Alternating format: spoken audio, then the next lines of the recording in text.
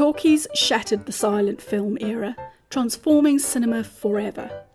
Stars of silence faced a tough call: speak up or fade out. Now, remote work echoes this disruption. Virtual chats redefine our workday, drawing on non-verbal skills that silent movies thrived on. This episode of Manager's Moment is about building bridges. From silver screen to digital stream, it's a tale of communication, hiring wisdom, and a moment of bonding across generational divides wide enough to include a live performance of Laurel and Hardy. So my name is Damien DeBarra. I'm originally from Dublin, Ireland, from north side of Dublin. I currently live in London in the United Kingdom. I have been living here since 2005. I got really lucky, Belinda, and I was about 19 or 20. I was at university. I got a part-time job in the National Museum of Ireland in Dublin. I started out working in the shop. I then got a job in the education department. And at LRN, I was the Senior Advisory Learning Solutions Manager and most recently, the leader of communication strategies and curriculum design. Now, I finished up that position last December, and I'm currently on career break and having the time of my life. Well, I hadn't had a break in 25 years, and I thought, you know what, I'm just taking a few months out, and I'm so glad I've done it. It's wonderful. Managers are people too, but it's convenient to make them the baddie in our own life. And so we don't tend to be open to hearing from them about their unique spot in this world.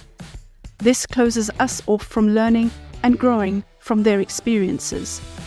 In this podcast, we pause to give managers and their peers the opportunity to reflect on a moment they encountered and, over time, the legacy they hope to leave. This is the Manager's Moment, and I am your host, Belinda Brunner.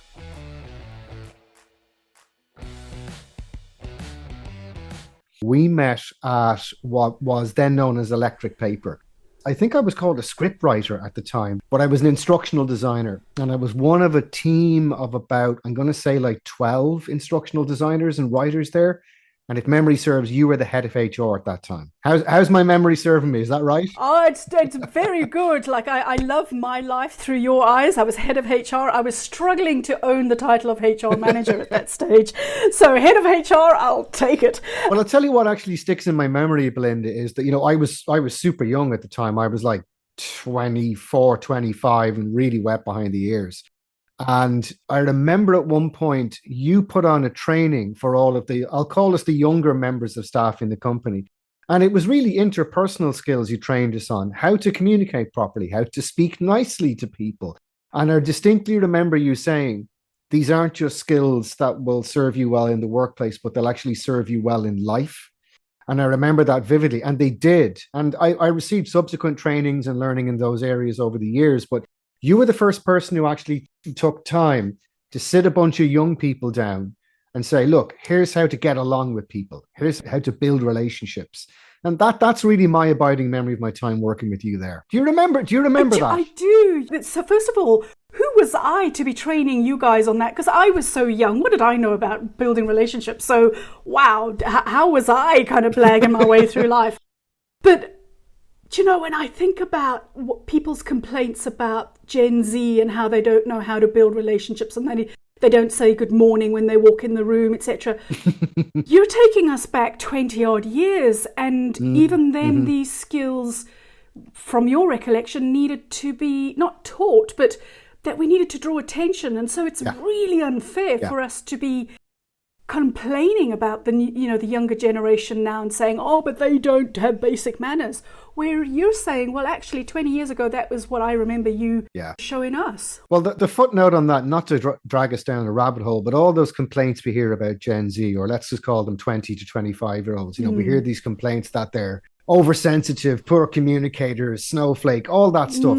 All of those things were said about teenagers and people in their 20s in the 1920s. The same generation of people that went out and saved the world about 15, 20 years later. There's nothing new here. No. Young people are young people are young people. And, when you're young, you struggle with communications. It's not a product of social media. It's not a product of the modern age. Teenagers and 20-year-olds have been the same since the dawn of time. There's nothing new there. You can't assume that if you're managing or facilitating or supporting young people in your team or your organization, you cannot assume that they have developed those skills already. Because to me, when I've been reflecting a little bit before this conversation about management and really what the hell do I know, the one thing I would say is over and over and over again is that relationship skills and communication skills are everything. Everything. No matter what your industry, no matter what size your company, if you have good communication skills and good relationship building skills, you'll probably do okay. But a lot of us assume when we get our hands on a group of enthusiastic 20-year-olds that we need to fashion into a team, we assume they have those skills built in. It's a bad assumption. We have to take time sometimes to train people to develop those skills and develop that muscle, because it's not necessarily always there. No, and why would we even assume that it's there? And yet we do every single time. At the age of 30, you relocated to London to take up a management job of 8 instructional designers. Where did you learn to manage, Damien? What gave you the confidence that you could do that at that point? Right. So where do I start? So where did I learn? I didn't. I learned on the job. And my God, I made some mistakes. I certainly made some mistakes. I had this notion when I went into the job, right? I was told coming in, you're inheriting a team of 8. Some of them are brilliant. Some of them are good. Some of them are not so good. And we may have to make changes within the team structure over the first few months. So I was hell-bent on trying to make as powerful an impression as I could within the organization and looking like I was really on top of everything. And in fact, I tried so hard. This is not a humble brag, Belinda, right? This is me really saying, here's where I screwed up. I tried so hard. I tried too hard. And I kind of gave people whiplash. So where did I learn? I learned on the job. And I made plenty of mistakes in that first year. And what would you do differently now? I'd listen more. I talked too much. The error that a lot of young people, I think, going into management make is to talk too much and not to listen enough. And I think I was so intent on looking like I knew what I was doing that I tried to push through instructional design models. I was insecure.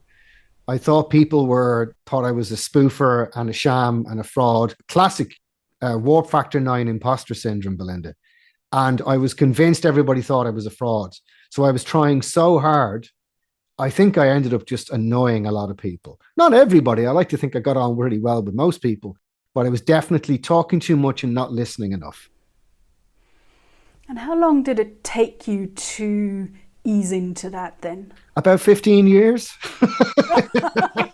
No, I'm exaggerating, but no, I would say definitely 3 or 4 years. So what happened then was, having spent 5 years with that organization, and then that position came to an end, I left really, and then went somewhere else when I moved. And then when next time I came into a position of, I'll call it team leadership rather than management, I felt much better armed to do that. And I learned a lot of lessons about leading people through listening rather than telling them what to do. I ultimately came to learn this, Belinda. People do things for their own reasons. And if I walked into a room and said, right, here's how we're going to do this, boom, boom, boom, A, B, C, D, people would just go, okay, that kind of makes sense, but they've no sense of agency or ownership in the process. Whereas if I came into the room and said, right, we need to overhaul the way we're making these training products. I have some ideas, but I want to go on a journey with you guys over the next few weeks to get to a model that works for all of our clients and works for us and makes us profitable. What would that look like? It's a totally different conversation. So I had to come to understand how to influence people to go in the direction that I wanted them to go without feeling like I was railroading them. And then also be willing to change direction entirely if it turned out I'd gotten it completely wrong, which I frequently did. So yeah, it took a long time. It wasn't an overnight thing. I will not lie and say I did it inside of a year. I would say it was actually when moving from one management role to another management role at a second company, I had the time to step back and say, right, what mistakes did I make? Right, I'm not doing that again. And how do I think I can do this differently? And again, full disclosure, I got a lot of things wrong the second time. But that chance to start afresh with new relationships, lessons learned, and going in? So you weren't making the same mistakes, but you were making different ones, or were they the same mistakes? Yeah, you do. You make different challenges come with different positions. So when I moved to my second or my third management role, what I did not anticipate was how much time I would spend on recruitment. And what was happening was I was in an organization that was growing really dramatically. It was brilliant. You know, we were going full bore, and it was brilliant. But I suddenly needed to scale up a team of 10 to a team of about 30, including part-time contractors who we could call on when we needed to scale up. That was really challenging because the industry we work in, Belinda, kind of let's call it training and development, expert learning. It's a rarefied business. The very best people are unlikely to be living within a commuting distance of your postcode or zip code. So I spent about 50% of my time on recruitment, going through CVs, doing interview after interview after interview, doing second and third interviews, negotiating salaries, negotiating packages, getting things through HR. Writing tests were really time consuming. So that was an area, I won't call that a mistake, but I just did not anticipate the amount of time I would spend on that. And as a result, the core of what I was doing, which was making sure that all the training products were, good, that slightly suffered for a while, and quality dropped a little bit. So I was pivoting between two different things, and one of which I just did not anticipate taking up so much of my time. So again, that was a whole new set of muscles I had to learn. You've managed large teams of instructional designers and learning managers and moved countries to manage people. So you've managed in a different cultural context, etc. You've managed processes, you've managed people, you've managed clients, you manage. What at this stage of your career does management mean to you? I think it means, first of all, presuming that it's within your gift to do so, build the best team around you. So there's an adage I've heard over life that if you want to get ahead in life, try to make sure you're the dumbest person in the room. And I think the manager should try to hire a group of people who are smarter, hungrier, and cleverer than you are. Give them everything that they need to be successful in their job, in their role, and then get the hell out of their way. Now, I know that's probably not the right answer for a lot of people, but I'm saying this in reflection of the fact that, as I said earlier, when I was young, I think I tried to overmanage people. So I slipped into the fallacy sometimes with certain staff of like the fallacy of what I would call screw it, I'll do it. So I can remember one particular person I was working with, a really good writer, but their writing was 90% right, but never 100% right. There was always something missing. And I would go in and fix that 10%. And I thought I was doing them a favor, and I wasn't. I was actually taking agency away from them. They must have found it quite dispiriting. Later, I learned that what you do is set the benchmark for people. Say, look, this is what good looks like, but I'm not going to fix this for you. You need to go fix this. And then they would invariably either do it or not. Most of the time they did. And if they did, then you got the right person. But I think a large part of management is trusting people, assuming if you've hired somebody, trust them. Don't overmanage them. If you've hired them, trust them. Let them get on with their job. The great bosses I've had, Belinda, over the years are the ones who presumed I was doing a great job until they were told that I wasn't. And then they come in and said, hey, listen, I think there's an issue here. What can I do to help you? They left me alone to do my job. They would obviously check in on a weekly basis. You have one-to-ones. There's obviously quarterly reviews and there's an annual performance review. But largely speaking, great managers, I think, give all the tools to their team that they need and then let them get on with it. Let me say back to you what I heard you say, and that is hire the right people. Yep. Build the right team. Yep. Get them feeling and operating like a team. Yep. Set the standard. Yep. Model the behavior. Do what you need to do to get them the resources. So there's organizational dynamics there.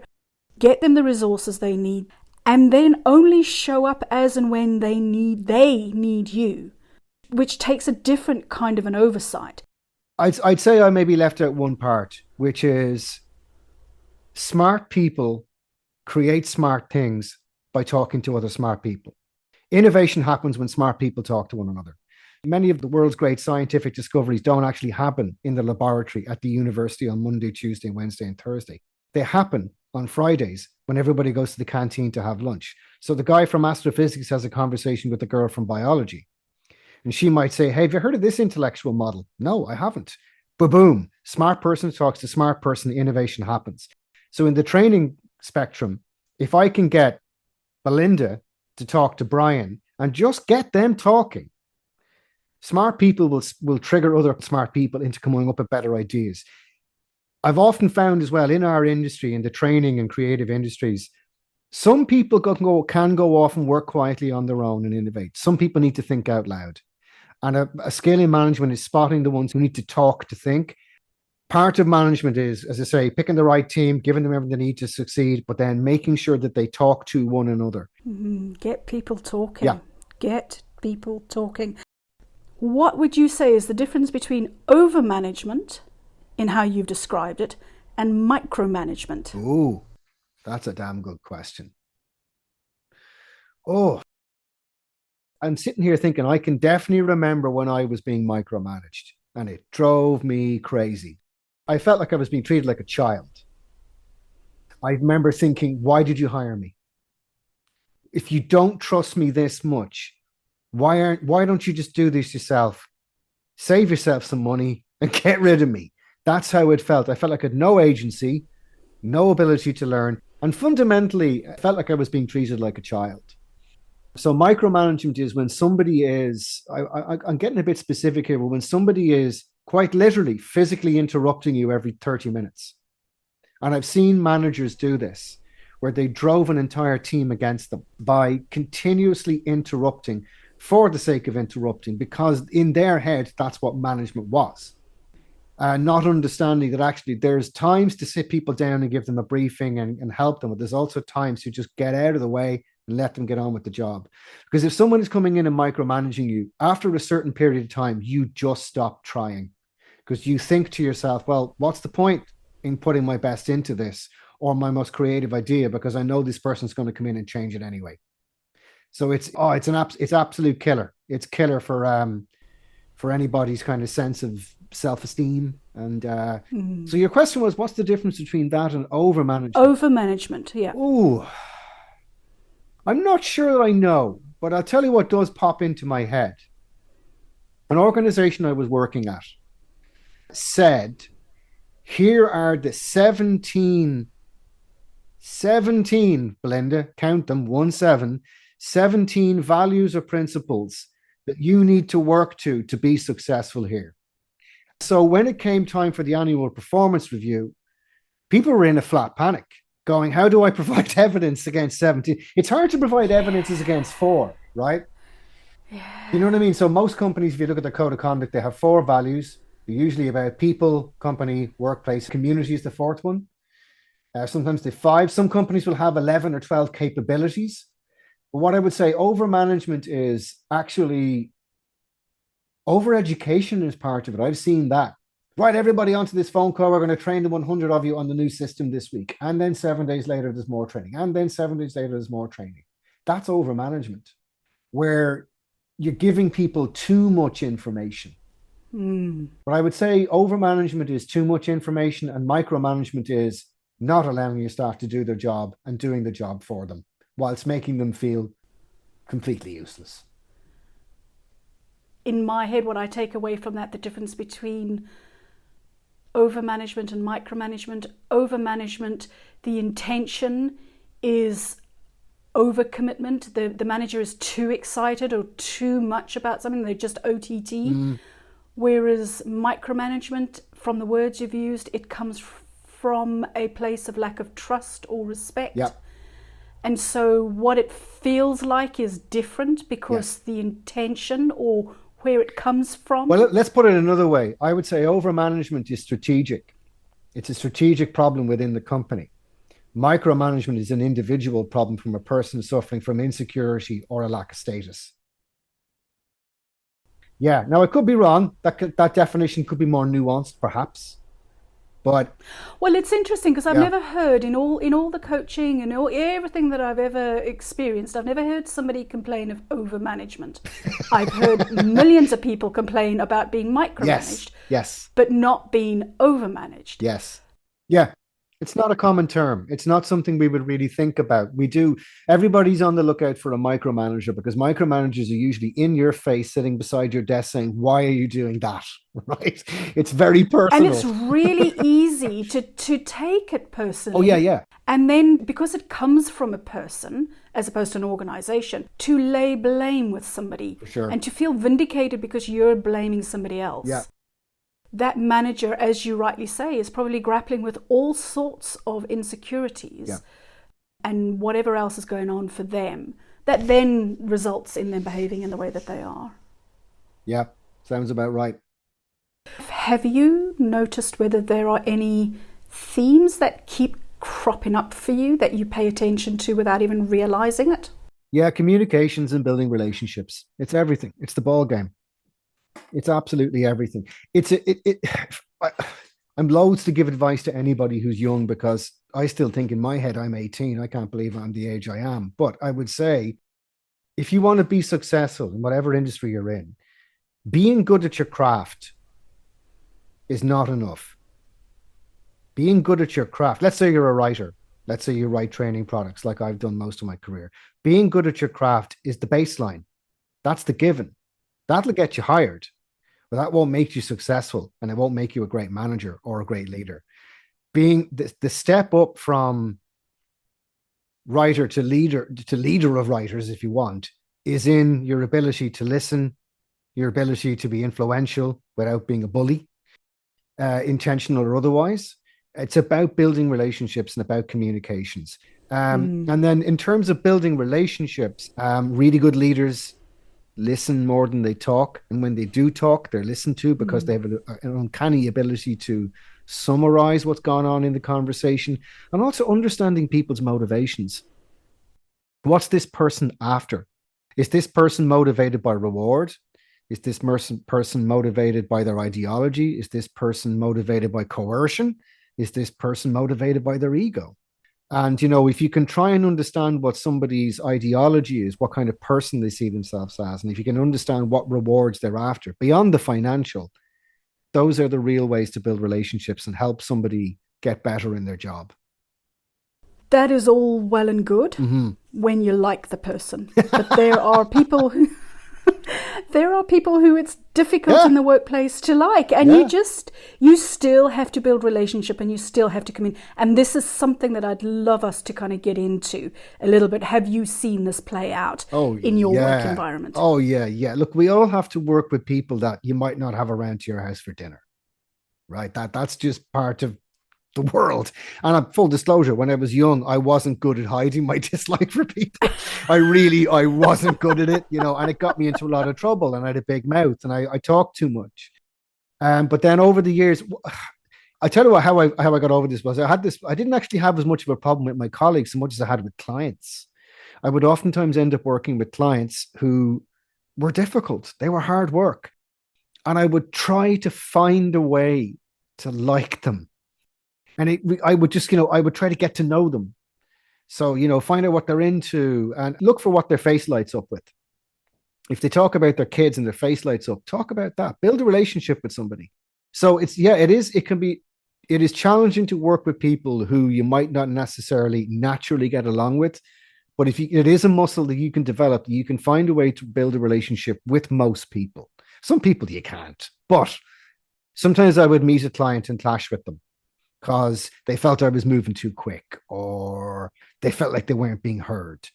And then by the end of it, I was stunned oftentimes. They'd end up being a friend. And I've got a lot, I'm looking at my LinkedIn screen at the moment and I'm in contact with and good friends with a number of people who initially might not have liked me too much. So it is a muscle you can develop over the years. The Manager's Moment is brought to you by Boost Learning, where management development is done differently. Our 8-week programs are designed to fit perfectly around your schedule, your experience, and your development needs, all delivered online and virtually. It is not training, it is development. To find out more, go to www.boostlearning.online. This is The Manager's Moment, and I am your host, Belinda Brummer. I am speaking with Damien DeBarra, currently on a career break following his most recent role of leader of communication strategy and curriculum design. Before the break, Damien talked about the importance of building relationships in the workplace, even with people you don't like. I asked him to help me understand how he goes about doing this. I think I alluded to this earlier, which is try and find a way to like them. Now, some people are just irredeemable and you're never going to get along with them, right?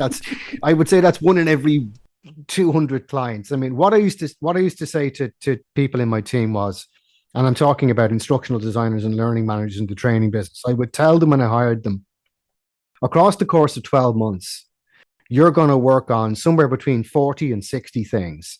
One of those things will take up 2 or 3 months. It'll be a huge big curriculum, but 20 or 30 will be small little updates to existing products, and 10 or 15 will be somewhere in the space in the middle.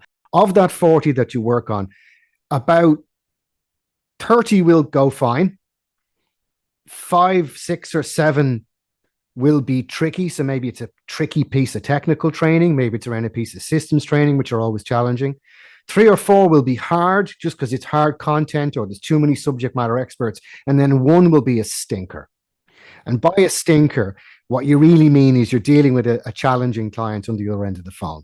So again, what that looks like is somebody who's maybe wandered into the training space. They're new to this.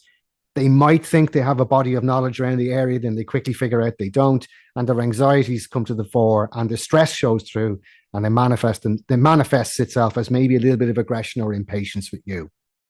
So how do you get around that? Well, when you're on a project with a client that you're not looking forward to the phone call once a week, it is quite natural to come onto that phone call and unconsciously think, how can I get through this as fast as I can? When you have that instinct, you actually need to kind of lean the other way and spend 5 minutes at the start of a phone call just chatting to them. Now, some clients will just be all business and can we just get to it? And you got to respect that. But taking the time to try and build a personal relationship with somebody is really important. So I always drop in lines about what I've been doing over the last week. I've been out cycling, which is my thing. I'm a middle-aged man in Lycra. I talk about movies I've watched, books. Have you seen Dune 2? Whatever's going on, and try and find some common ground. But also beyond the chattiness and just trying to get them to warm to you, what you've really got to do is try and understand why their anxiety is showing through. What's the pressure they're under? What's the challenge they're trying to solve? They might have a horrible boss. They might have a boss who has given them the authority to create the project with you, but doesn't want to actually get involved. And yet the boss comes in and then edits and changes everything when they bring it back to their boss. How do you uncover that? Because that's more common than you would expect. Ask them clever questions like, so, hey, Belinda, after we're done with this design document or this first draft of the training product, whose validation do you have to get? And see what they say and see what their reaction is. Mm. And so what I'll often ask is, like, as we go towards delivery date, what are the potential roadblocks for us getting this out the door on time? And that roadblock is usually not a process, it's a person. So if you can ask that question about the process and delivery dates, it will often reveal what the roadblock is, who the person is further up the food chain. And you try to understand what it is that makes that person happy. So what you're trying to do is you're trying to help your client look good to their bosses. Mm. You're trying to help them provide something which they're proud to have their name on, rather than something that they're not proud of and feel like they're going to chuck you under the bus. Now, that can be tricky. That can be difficult to unpick, but trying to ask the questions about what further up the food chain or downstream, depending on which metaphor you want, is going to block your delivery or create a last minute substantive change. That can be a helpful way to uncover what the anxieties are.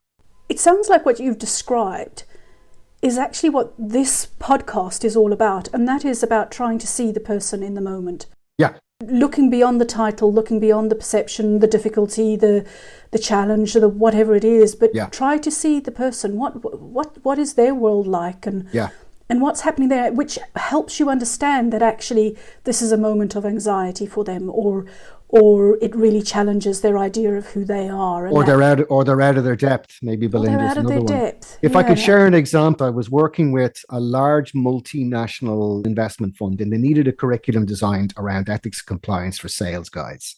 The guy I was dealing with was a challenging character. I'll be honest, he was hard work. He was pushy, he was aggressive, he could be a bit of a kind of finance bro, if I can use that term, kind of very direct, very matter of fact. And I was trying to build a relationship with this guy for a while, and it was hard work. And the goalposts kept shifting. That was the bit that was frustrating. Was I thought I would understood what this guy wanted. I would deliver a version of that. He said, that's not what I asked for. And that's a very frustrating one to deal with. The situation revealed itself about a month later when I went in for a face-to-face catch-up and his boss was there. And then I saw what the problem was. His boss put him horribly on the spot and was challenging his knowledge in this arena of training and development. And it was really uncomfortable. And once I saw that happening and that the boss's boss was out of the room, I was then able to pivot around to see this much more sympathetically. It's not always that obvious, but that's often it. You must ask yourself, why is this person anxious? In addition to trying to understand where they're coming from, give them a sense of agency and ownership.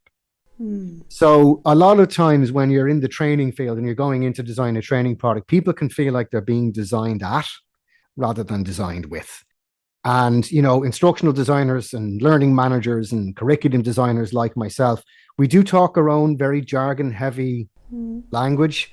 So you have to try and humanize the language, but also, lean on their knowledge. Look, you've been doing this for 10 years. What works for you? What doesn't work?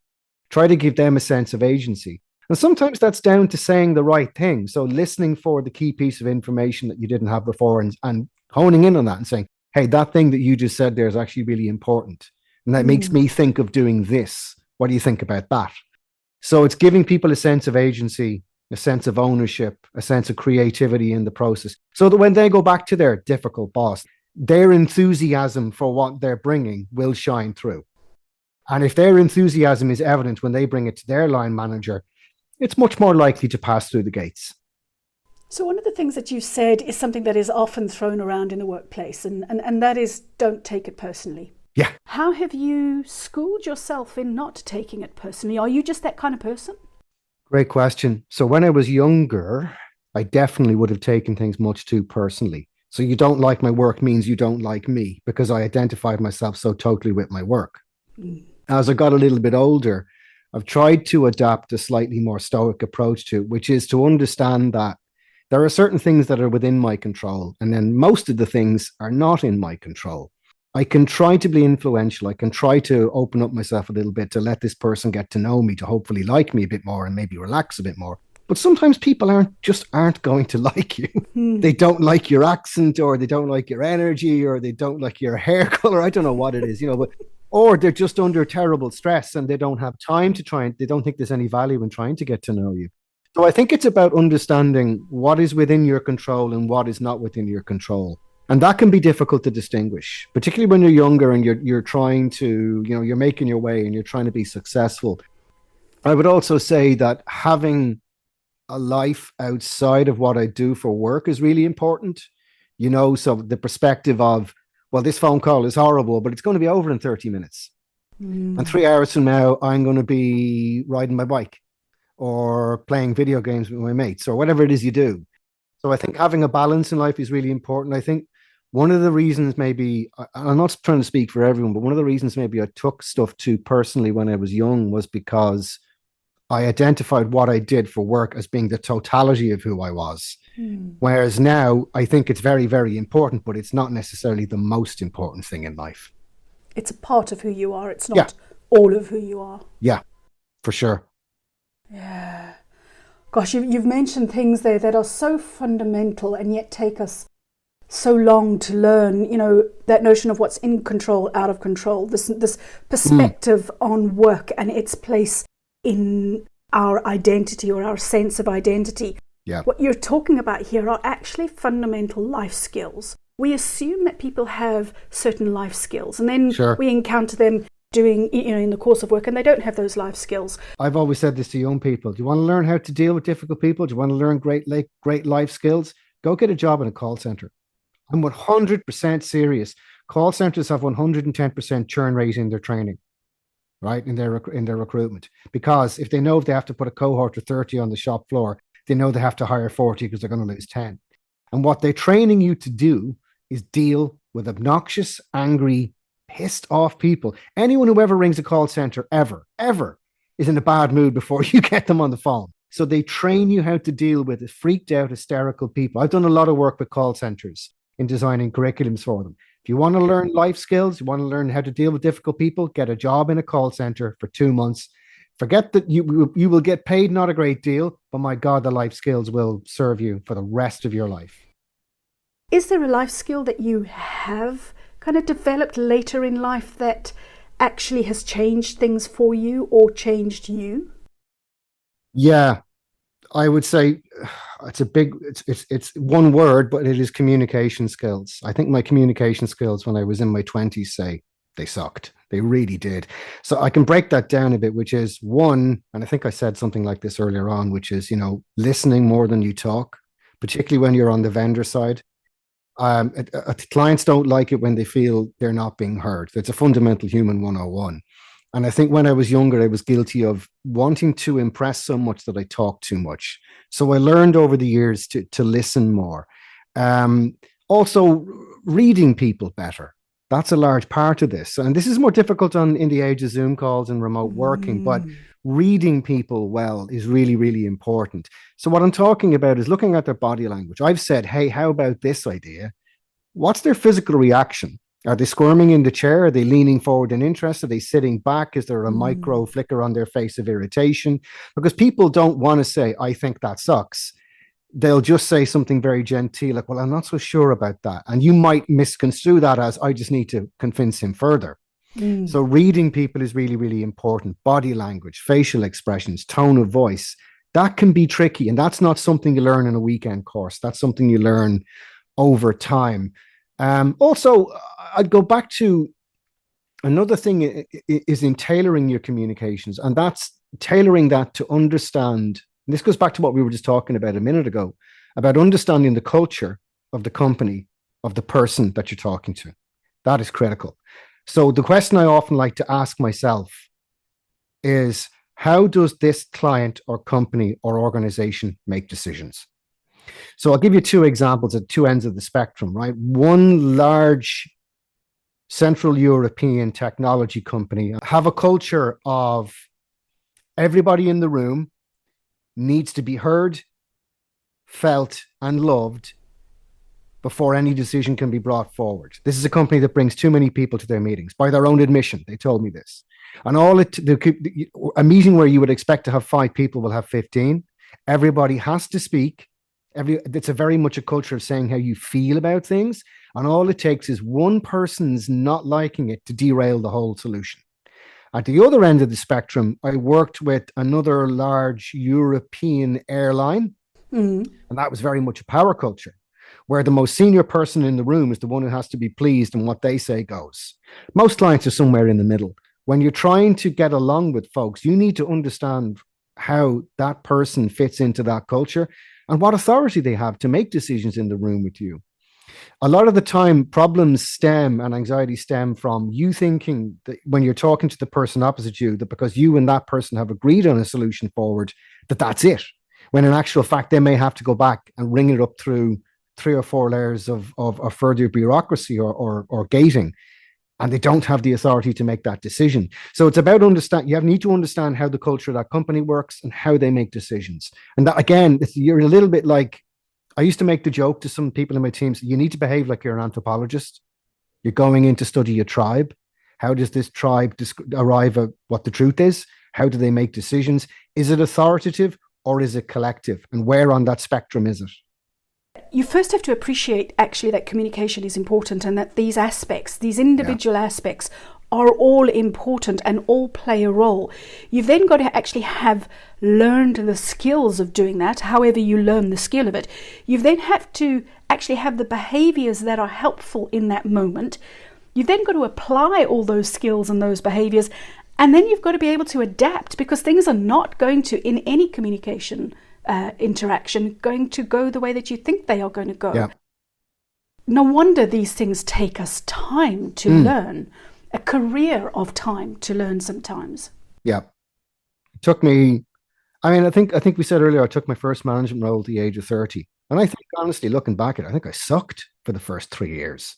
You certainly said you had some challenges, Yeah, I really had to learn how to communicate with folks, and difficult colleagues and difficult clients. And at the time I was working for an organization at one point that were super, super, super focused on the profitability of what we were doing. And that was the number one thing you would carry in your head into a meeting. So I was kind of going at people like an express train.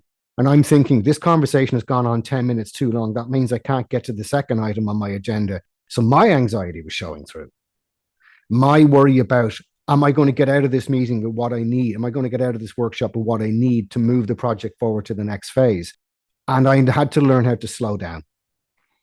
And that was a challenge, because you have to sometimes communicate back to your colleagues. No, look, this conversation or this meeting or this workshop needs a second pass because we didn't get to where we got. Why not? Well, because there were 10 people in the room, not 3, and I needed to let all 10 speak. So I had to learn how to, not just to communicate well with clients, but also to communicate to my peers why things were taking slightly longer than they used to. Now, managing time with clients is a skill you pick up as you go along as well. But in the earlier days, I would have been poor at communicating both with the client and with my peers as to why things were going the way they were going. Mm. Mm. As you look ahead, right, and however long that is, when you then look back on your professional career, what do you want to be known for? Ooh, oh God. I can hear my father laughing as you ask that question. I'd like to be remembered as somebody who was generally okay to get along with. That sounds, like somebody who wasn't a complete a-hole. Because when I do think back, I do think, as is human nature, you tend to remember the things where you screwed up more than your successes, or at least that's my nature. So I would like to be remembered as somebody who was decent to work with, fun to work with, and also who made good stuff. So like I think back on various training products and deliveries and curricula I've designed. Some were good, some sucked because I didn't know what I was doing or there was constraints, and then some were really good. Some actually made a tangible difference, I think, in people's careers. And I hope that's the case. So I'd like to be remembered as somebody who made good stuff. I think that's because if you don't have, I think if you don't have an aspiration towards doing good stuff, making good things, then me personally, I would find that a bit dispiriting. So I think that's what drives me, is I want to be good at what I do. And I get very annoyed when I feel that I haven't been. I'm not sure that answers your question at all, Belinda. Well, it does. No, it answers the question, but I have to ask, would your father be laughing at the question or at your answer? I think he'd be laughing at the anticipation of what my answer would be. Uh-huh. He would just start chuckling, going, "Here he goes. Watch how he evades the question." Because I mentioned that because I know he told me, well, like my father was a good bit older than I was. I was the youngest of 5 children. And my father, I'll put it this way, my dad saw Laurel and Hardy on stage, right? We struggled to relate to one another because there was a big generation gap between us. Oddly, when I became a manager at the age of 30, suddenly we had something to talk about. Because he was a manager for years and he managed hundreds of people. And suddenly he was this fount of wisdom, and he confided in me, to me, which astonished me, that he had all these struggles when he was young. He was a bit hot-tempered. He probably said too much. He was maybe a little entitled. That's a strong word now, but like he told me a story, that he went back to school at night and got a degree in economics, walked into his boss's office and said, "I got my degree in economics." And they went, "And?" And like he told me that story, how it made him angry and kind of drove him on. So I'm laughing because now as I approach beep years later, I understand all the things that he went through, and he went through the same thing. He had to develop interpersonal skills. He had to understand people, and he had to understand how to motivate people within his teams based on an individual understanding of that person. And it took you 30 years in that relationship to find that common ground. That you spoke of.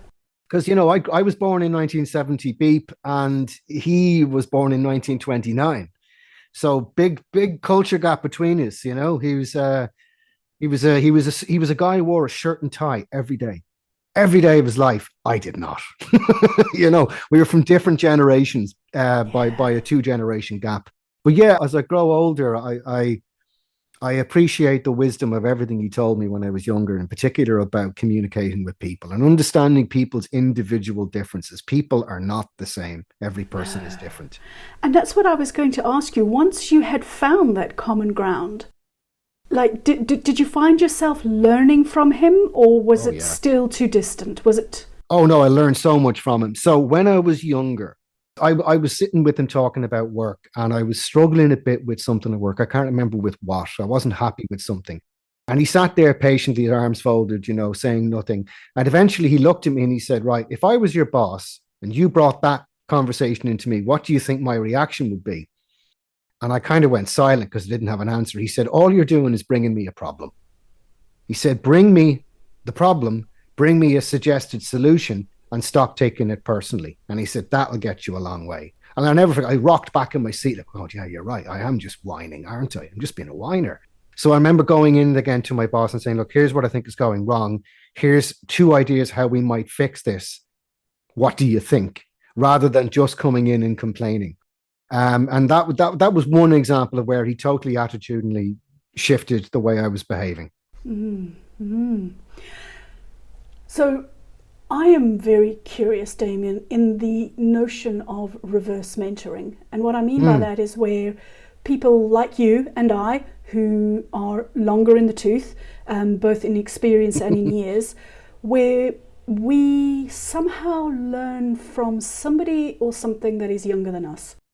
Because they know how to navigate a world that is emerging and they have different skills, etc.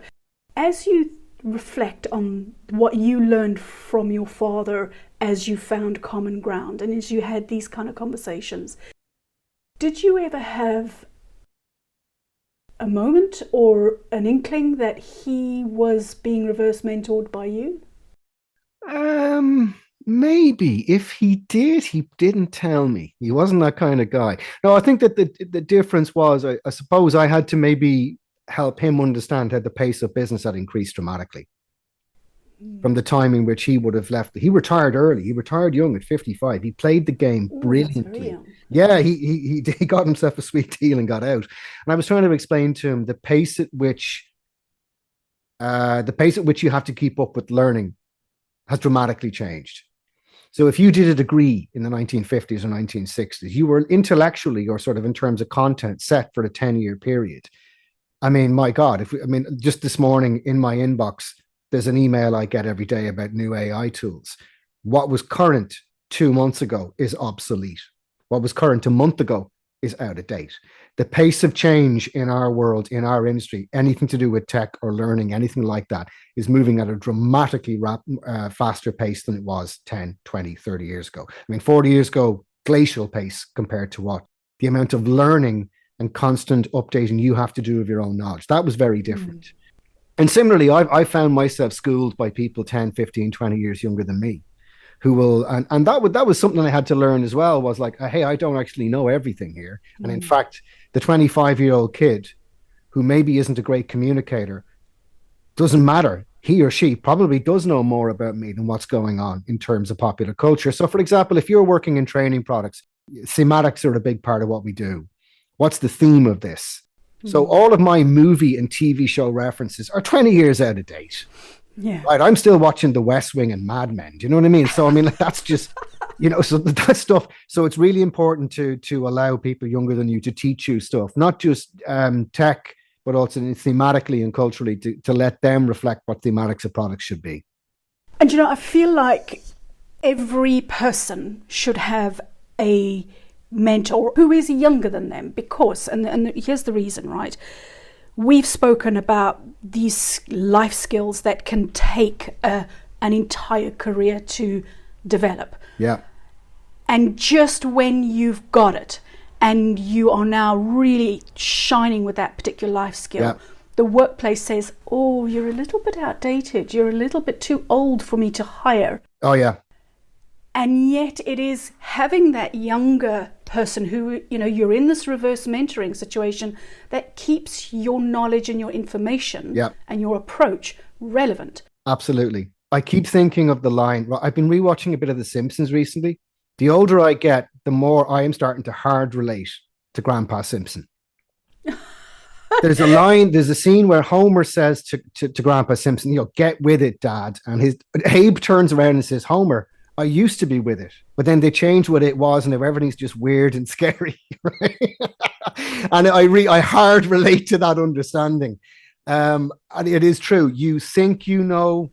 I don't want to say what's cool because that's a nauseating term, but your cultural references date.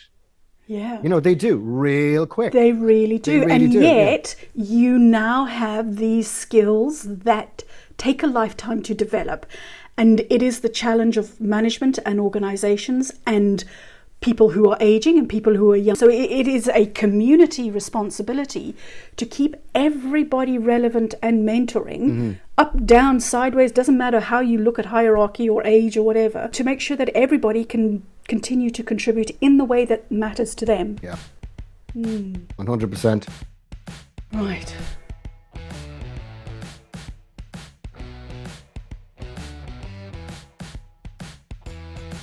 We've come to the end of another episode of The Manager's Moment. Thank you for listening. If you've enjoyed it, there are 3 things you could do. Let your friends and colleagues know about it. Follow the show. And be a part of the conversation and make connections by joining the Manager's Moment Club on LinkedIn. The Manager's Moment. Seeing the person in this and every moment. Oh, and a shout out to Boost Learning, where management development is done differently. To find out more, go to www.boostlearning.online.